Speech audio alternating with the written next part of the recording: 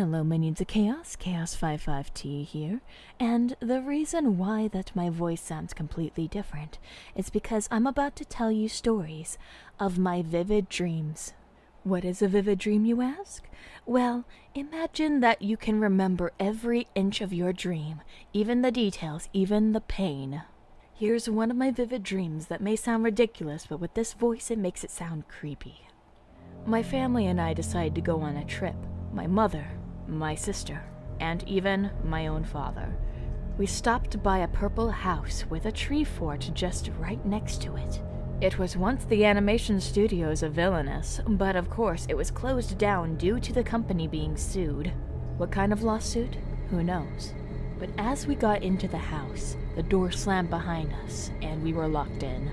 My mother and sister thought nothing of it and went deeper into the house. The house looks like it hasn't been touched in years, and there was even stains all over the floor. My dad thought it was coffee stains and, well, went into the kitchen to see if he can brew some up. He realized as he looks out the window that there was nothing to see. The windows looked like they were stained pure white. As he attempted to open the window, he realized that it was glued shut. He turned around to say that we were technically stuck in the house until someone comes to find us. Just then, what appeared to be a notification screen popped up in front of our faces. Night is approaching. I advise that you do not fall asleep, for that there is something in the house that might end your life. At least that's what the notification said. My sister exited out of the notification, just thinking that it was just a prank. We read ours, however. When you're stuck in a room, do not leave it, for that whatever is on the other side of that door will attack. If you let your guard down and fall asleep, it will attack. If you looked at it for a long period of time, it will burst out and attack. But if you look away from it for too long, it will attack. The best course of action is to only look at it for a few seconds, look away, and close your eyes. As we finished reading the notifications, it suddenly grew dark and darker. We turn around to see that there's flashlights on the kitchen counter, and our phones have disappeared. My sister says, "Good night!" grabs the flashlight, and walks to the other room. My mother says the same thing, takes her flashlight, and goes into the master bedroom. Due to the fact that my parents were divorced, my father, of course, decided to bunk into the bathroom for the night, leaving me with the children's room. All of a sudden, I felt heavily exhausted, and I heard the words, "Sleep, sleep, sleep, sleep, sleep, sleep," over and over. So, I decided to lay down on the bed and see if I can get a wink of sleep. And to my surprise, as I turned around, I saw that my door was wide open, with a glowing pair of eyes in the void, dark room next to me. Of course, I paid attention to the instructions, looked away, and closed my eyes. Then, when I looked back, the door was closed and the eyes were gone. This routine went throughout the whole entire night, and my body just became more and more exhausted. The words, "Sleep, sleep, sleep," grew more and more loud within each and every time that I survived a night. We didn't have much to prepare for the night, for the daytime just went by really fast. Think of it as 30 minutes of nighttime and only 5 minutes of daytime. But here's where things start to slip up. I got stuck with my sister in the same room that night, because of course my mother decided to claim more territory, as, well, she saw herself to be the queen of the entire house. As I kept to my routine, I noticed my sister wasn't paying attention. She was practically daydreaming. And then when the eyes appeared again, she just stared right at it, just without a care in the world. After looking at it for practically an entire minute, a loud shriek can be heard. The creature emerged from the void of the other room. It was a tall, slender papyrus. Well, not the papyrus. Think of it as if Hortail and Fell met and became this creature. It ran over to my sister and bit her on the head. She immediately stopped moving and went limp. Then the papyrus-looking creature dragged her body into the dark void. The next morning, we noticed that her body was cooked alive in the oven.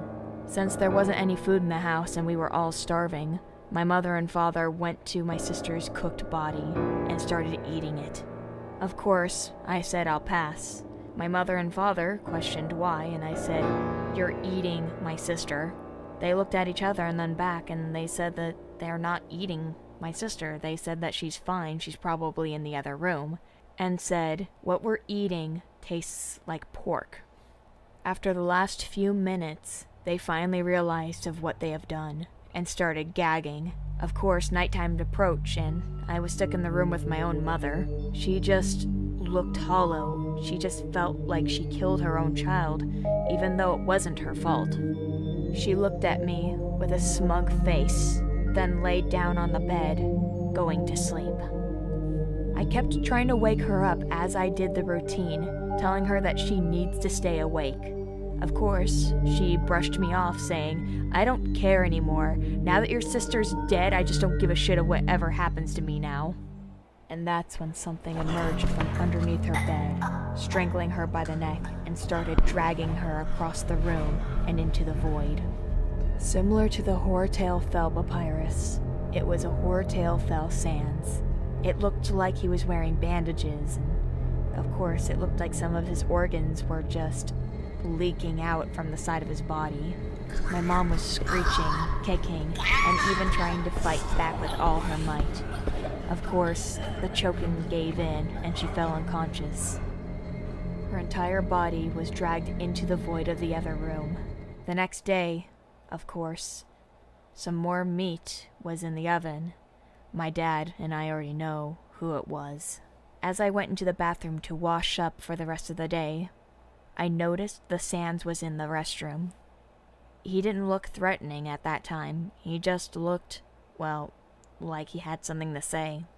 He says that he liked me, mostly because of the fact that I kept to my routine and not broken out of it. Then said, if I was the last one standing, everything will be alright. I would win the game, and I would be free to go. So as the last night rolled around, it was just me and my dad. My dad was stuck in the living room. Meanwhile, I decided to hide in a closet, slightly peeking out just to make sure that I still do the same routine as usual. Due to the fact that a closet counts as a room, the outside of the door is pitch black, so I couldn't see my father. But one thing's for sure, he slipped up, and the next thing I know, I heard a shriek similar to that of when I was with my sister, alongside my dad screaming. Since I was the last person alive in the house, the void room started to light up, and I saw my father's lifeless body being shoved into the oven by the papyrus-looking creature.